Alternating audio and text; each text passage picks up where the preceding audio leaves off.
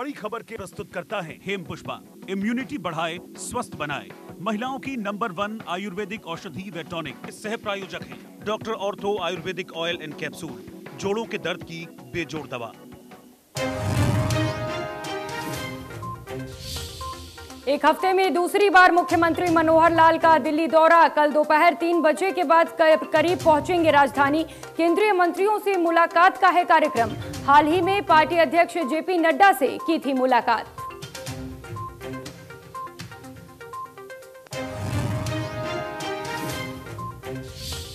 पच्चीस 25,000 से ज्यादा आंगनबाड़ी कार्यकर्ताओं और सहायकों का बकाया मानदेय हुआ जारी। कैबिनेट मंत्री कमलेश ढांडा ने संज्ञान लेकर उठाया कदम। 5 महीने से अटका था मानदेय। वित्त विभाग ने जारी किया 58 करोड़ रुपए का एडवांस।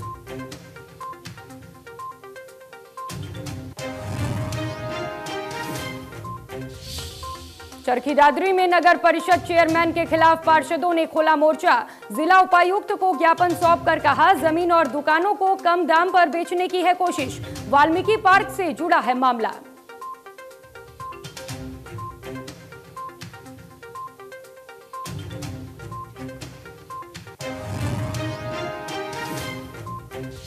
पैसा डबल करने का लालच देकर ठगी करने वाले 4 शातिरों को सिरसा पुलिस ने किया गिरफ्तार। पैसा मिलते ही नकली पुलिस बनकर पहुंच जाते थे ठगी के लिए। 2,40,000 की रकम बरामद। गिरोह के बाकी शातिरों की तलाश कर रही पुलिस।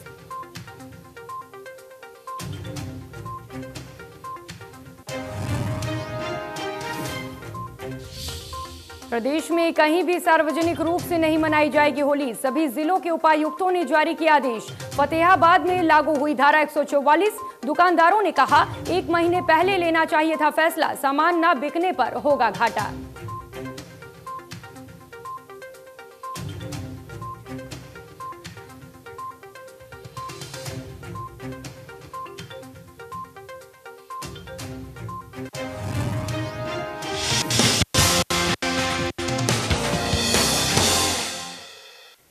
नमस्कार, इंडिया न्यूज हरियाणा में आपका स्वागत है। मैं हूं आपके साथ प्रियंका राय। मेट्रो न्यूज की शुरुआत करेंगे। रोड सेफ्टी, परिवार पहचान पत्र और फूड विषय को लेकर सीएम मनोहर लाल ने परिवहन मंत्री मूलचंद शर्मा के साथ प्रदेश के सभी जिलों में वीडियो कॉन्फ्रेंसिंग के जरिए जिला उपायुक्त, पुलिस कमिश्नरों और पुलिस अधीक्षकों के साथ बैठक की। चंडीगढ़ से सीएम और फरीदाबाद से परिवहन मंत्री वीडियो कॉन्फ्रेंसिंग के माध्यम से जुड़े।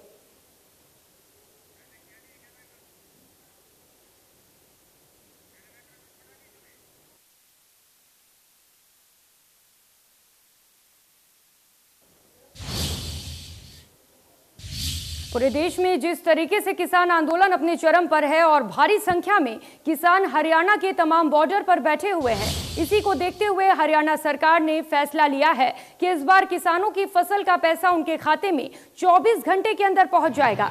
अगर 24 घंटों के अंदर उनके खातों में पैसा नहीं पहुंचा तो उन्हें 9% की ब्याज दर से भुगतान किया जाएगा। वहीं एमएसपी की बात करें तो इस बार हरियाणा में गेहूं की एमएसपी 1,975 रुपए और सरसों की 4,650 रुपए प्रति क्विंटल के हिसाब से किसानों को दी जाएगी। इसी को लेकर मार्केट कमेटी के सेक्रेटरी का कहना है कि जिन आंदोलन किसानों का आवेदन आया है उनकी ही फसल को सरकार के द्वारा खरीदा जाएगा। उसको लेकर मार्केट कमेटी की ओर से तैयारियां पूरी कर ली गई हैं। साल लगभग 1500 से 2000 के बीच में किसान आते हैं, तो उसी हिसाब से इस साल है। अच्छा, इसकी बात रहे तो क्या प्रोसेस रहेगा किसानों को, किस तरीके से फसल खरीदी जाएगी? फसल के लिए जी एमएसपी पे फसल के लिए मेरी फसल मेरा ब्यौरा पे किसान का रजिस्टर्ड होना आवश्यक है और जो किसान रजिस्टर हो गए हैं उन्हीं की फसल गवर्नमेंट खरीदेगी मेरी फसल मेरा ब्यौरा के थ्रू ई खरीद पोर्टल पे। और जो किसान रजिस्टर नहीं करवा पाए हैं तो गवर्नमेंट जब तक रजिस्टर नहीं होंगे तब तक नहीं खरीदेगी जी। हमने अपनी तरफ से पूरी तैयारी कर रखी है। झन्ने हैं, तिरपाल हैं, कैरेट हैं, वो भी सारी हमने ली हुई हैं, खरीदी हुई हैं। और जैसे जिम्मेदार माल लेके आएगा हम उसको झन्ने पे डाल करके स्वच्छ और साफ सफाई के साथ में हम गवर्नमेंट को देंगे। जो आड़ती के थ्रू खरीदती है, आड़ती की तो तैयारियां है ही हैं। सरकार ने भी अपनी तैयारियां की हैं। ट्रांसपोर्ट के ठेके छोड़े हैं, लेबर के छोड़े हैं, गोडाउन अपने तैयार किए हैं उन्होंने। कोई बात नहीं, 1 तारीख से कह रही है सरकार, 1 से नहीं तो हमारे यहाँ थोड़ा लेट है 5-7 दिन, थोड़ा 5-7 दिन बाद आ जाएगा। कितना इस बार MSP जो है उसका तय किया गया है? हमारे हरियाणा सरकार ने, सेंट्रल गवर्नमेंट ने 1975 रुपये MSP गेहूँ का तय किया है पर कुंटल। गृह मंत्री अनिल विज की ओर होली पर सार्वजनिक तौर से त्योहार मनाने पर रोक लगाने के बाद फरीदाबाद में भी लोग अपने अपने घरों में होली का पर्व मनाएंगे। जनता ने कोरोना के बढ़ते मामले को देखते हुए होली पर अपने घरों पर रहकर ही परिवार के साथ होली मनाने का फैसला लिया है।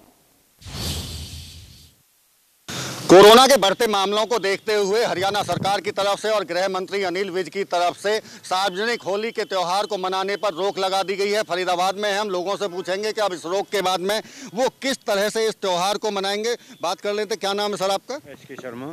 शर्मा जी, रोक लगा दी गई है सामूहिक त्यौहार पर, सार्वजनिक तौर पर नहीं मना पाएंगे होली, किस तरह से मनाएंगे इस बार की होली? परिवार में ही होली मनाएंगे, बाहर कहीं नहीं आए जाएंगे और गुलाल और बिल्कुल बंद रहेगा। अपने घर गुंजिया खाओ और आराम से परिवार के साथ में होली मनाएंगे। आप किस तरह से मनाने जा रहे हैं इस बार की होली? इस बार थोड़ा कोरोना की वजह से बहुत दिक्कत है। पहले ही देश में बहुत गंभीर मामले चल रहे हैं, तो हमारे जो गृह मंत्री हैं उनके आदेश पर हम सब लोग अपने घरों में ही होली मनाएंगे, सार्वजनिक होली नहीं मनाएंगे। पिछले साल भी कोरोना की वजह से त्यौहार नहीं मना पाए, लेकिन इस बार उम्मीद थी कि होली आप ठीक ठाक मना पाएंगे, लेकिन फिर एक बार रोक लगी है। कैसे देखते हैं इस फैसले? देखो, जिस प्रकार से कोरोना के मामलों में दिन प्रतिदिन बढ़ोतरी हो रही है, तो सरकार की तरफ से लिया गया ये फैसला पूर्णतः जनहित में है। हम लोगों को इस फैसले का सम्मान करके अपने घरों में रह के और ज़्यादा बाहर ना निकल के अपने घर में ही मिठाई से, गुलाल से अपने घर में ही रह के होली मनानी चाहिए। खासतौर से बच्चों को होली का उत्साह एक अलग होता है। किस तरह से परिवार में बच्चे होली खेलने के लिए कह रहे होंगे, कैसे समझा पाएंगे फैमिली को?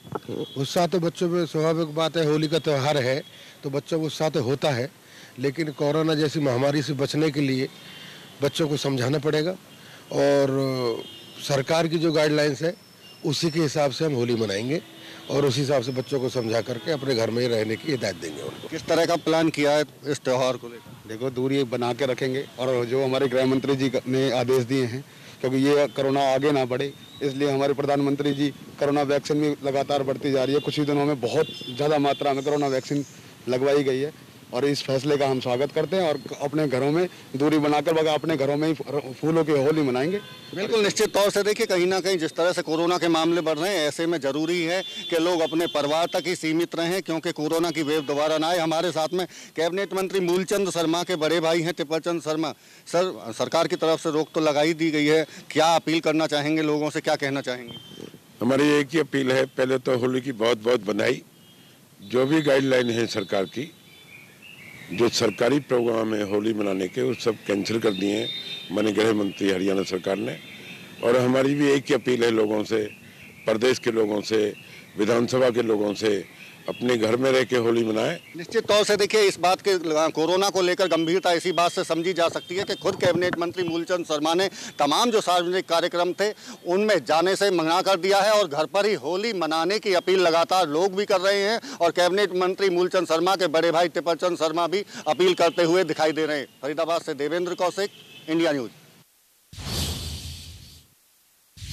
होली पर्व को लेकर फरीदाबाद और बल्लभगढ़ के दुकानदारों में डर का माहौल है। जिस तरह से दिन प्रतिदिन शहर में कोरोना के मरीज बढ़ रहे हैं, उसको लेकर दुकानदारों में असमंजस की स्थिति पैदा हो गई है। जबकि इन दुकानदारों ने अपनी दुकानों पर नए तरीके की पिचकारी और अन्य जैविक और हर्बल गुलाल मंगाए हैं।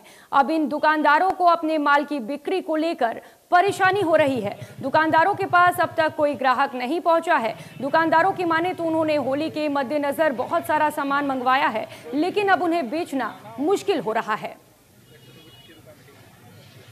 उनकी गाइडलाइन को फॉलो करके ही त्योहार मनाया जाएगा, ऐसे नहीं बनाया जाएगा। तो क्या लगता है, पिछली बार की तरह अब ग्राहक आने लगे हैं मार्केट के अंदर? हाँ, दोबारा आने लगे हैं। थोड़ा सा अभी भयभीत जरूर है लोग, लेकिन धीरे धीरे हो गया स्टार्ट। पहले बाजारों में चहल पहल तो बिल्कुल भी नहीं है। अभी तो होली क्या जाके कोरोना के बाद से कस्टमर किसी भी भाव में नहीं है। आज भी दुकानदार खाली बैठे हैं।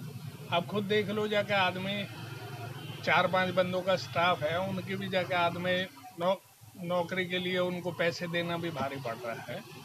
इसलिए जाके अब के होली फीकी रहेगी। और फिर मैं लोगों से भी अपील करता हूँ जाके आदमी कोरोना काल में जाके बचाव रखें। इस बार तो बहुत ज़्यादा काम कम है, यानी 50% ही काम रह गया है। लोगों में डर बना हुआ है, सब लास्ट टाइम का इंतजार कर रहे हैं। तो लॉकडाउन के लिए उसका इंतजार हो रहा है, कभी भी कुछ भी हो सकता है। क्या लगता है कि जितना आपने माल भरा हुआ, क्या निकल पाएगा ये माल? अभी तो ये हर बार के हिसाब से ही है माल, तो अभी तो कोई कस्टमर नहीं था। जैसे होली से पहले कल का ही संडे पड़ा था, अगली तो संडे है ही होली पे, कोई रिस्पॉन्स अभी कोई वहाँ के कोई चहल पहल नहीं, अभी ऐसी कोई नज़र नहीं आ रहा है। लोगों में डर बैठा हुआ है इस बार, थोड़ा काम तो पे जो फर्क पड़ेगा। कोरोना के लगातार बढ़ते मामलों के मद्देनजर अब निजी स्कूलों ने होली के त्योहार को देखते हुए बच्चों को जागरूक करना शुरू कर दिया है। इसी कड़ी में डीपीएस ग्रेटर फरीदाबाद स्कूल में बच्चों को होली पर कोरोना काल में विशेष सावधानी बरतने की शिक्षा दी गई। स्कूल प्रबंधन का कहना है कि उनके स्कूल ने बीड़ा उठाया है कि स्कूल में पढ़ने वाले बच्चों और उनके अभिभावकों को जागरूक किया जाए, वो कोरोना काल के प्रति सतर्कता बरतें और होली सादगी से परिवार के साथ मनाएं। इसके लिए पिछले कई दिनों से स्कूल में ये अभियान चलाया जा रहा है। इस मौके पर डीपीएस ग्रेटर फरीदाबाद के चेयरमैन रोहित जितेंद्र जैन ने बताया कि वे लगातार स्कूली बच्चों को ऑनलाइन या ऑफलाइन के माध्यम से सावधानी बरतने और होली पर विशेष ध्यान देने के लिए जागरूक कर रहे हैं। इस मौके पर उन्होंने बच्चों से सादगी से होली मनाने की अपील की। ने वही एजुकेट किया जो हमारी हिंदुस्तान की सरकार बोल रही है कि कोविड अभी गया नहीं है, पूरी तरीके से ख़त्म नहीं हुआ है। हालांकि देखा जाए तो अब केसेस बढ़ रहे हैं। अब होली के त्यौहार पे हम किसी तरीके की लापरवाही ना करें, यही हमने छात्रों को कहा है कि होली का पर्व मनाएं, बट एक तरीके से मनाएं, सोशल डिस्टेंसिंग रखें और डिसिप्लिन रखें ताकि ये कोरोना और बढ़े ना और परिवारों को डैमेज ना करें। सर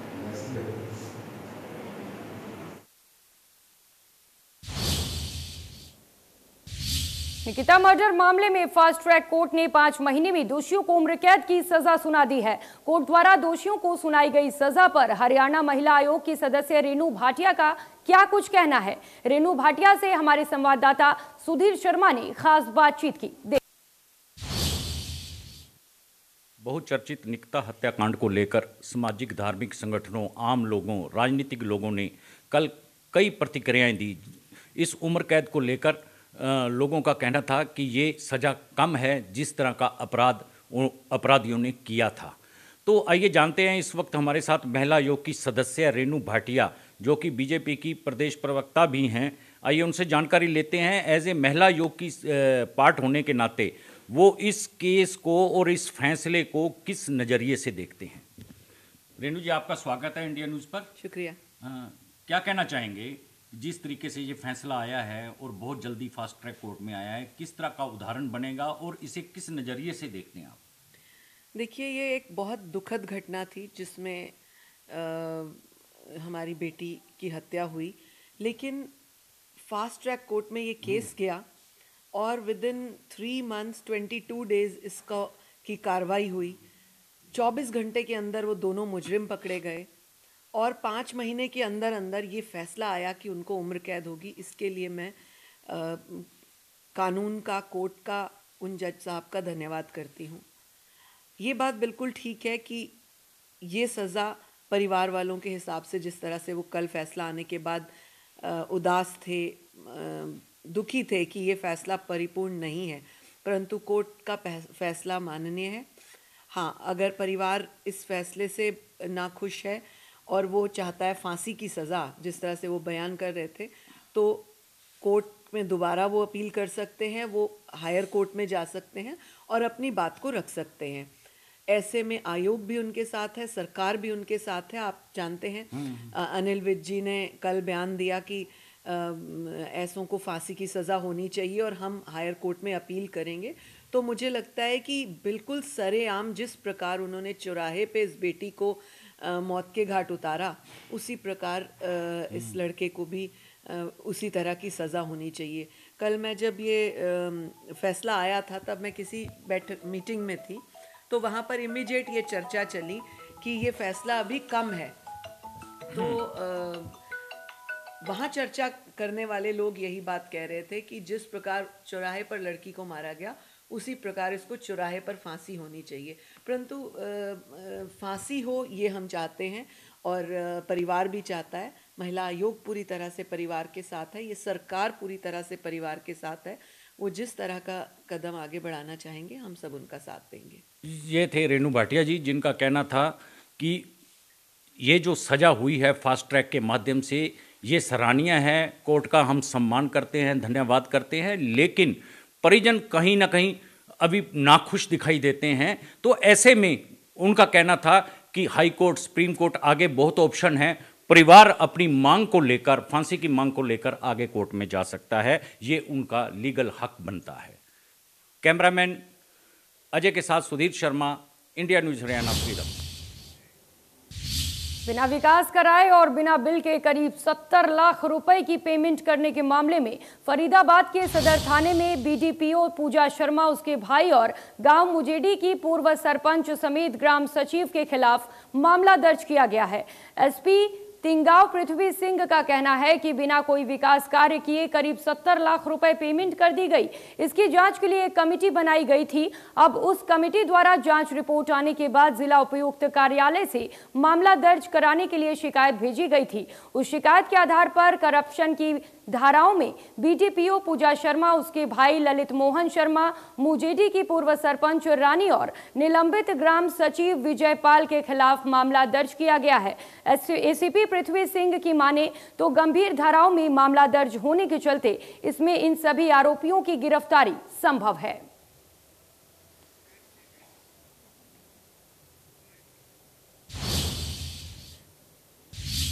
फरीदाबाद में देर रात नेशनल हाईवे 2 स्थित रेलवे फ्लाईओवर पर एक कार अनियंत्रित होकर हाईवे किनारे जा गिरी, जिसमें 2 लोग फंस गए। प्रत्यक्षदर्शियों की माने तो मौके पर मौजूद लोगों ने शीशा तोड़कर उन्हें बाहर निकाला और उनके परिजनों को मामले की सूचना दी, लेकिन गनीमत रही कि हादसे में कोई हताहत नहीं हुआ। मामूली चोट के अलावा किसी को कोई भारी नुकसान नहीं हुआ। सूचना मिलने के बाद मौके पर बैठे लोगों के परिजन मौके पर जा पहुंचे और कार को मौके पर ही छोड़कर फंसे हुए लोगों को अपने साथ अपने घर ले गए। फिलहाल अभी तक कोई कार की सुध लेने वाला नहीं आया है, ना ही पुलिस प्रशासन की तरफ से कोई कार्रवाई की गई है। रात को 1:40 पर 2 आदमी थे, इसमें फंस गए थे। फिर यहाँ से लड़के दुकान खुलती है रात में, वो आए, उन्होंने शीशा वीशा फोड़ के जब निकाला, शीशा फोड़े थे। फिर उनके घर फोन करा, रात को गाड़ी आई, मुजेडी गांव के थे, गाड़ी लेके आए, वो लेके गए उनको। बाकी किसी का नुकसान नहीं हुआ, गुमचोट है, कोई वैसे। न्यूज़ फरीदाबाद में फिलहाल इतना ही। खबरों का सिलसिला लगातार जारी है, आप बने रहिए हमारे साथ।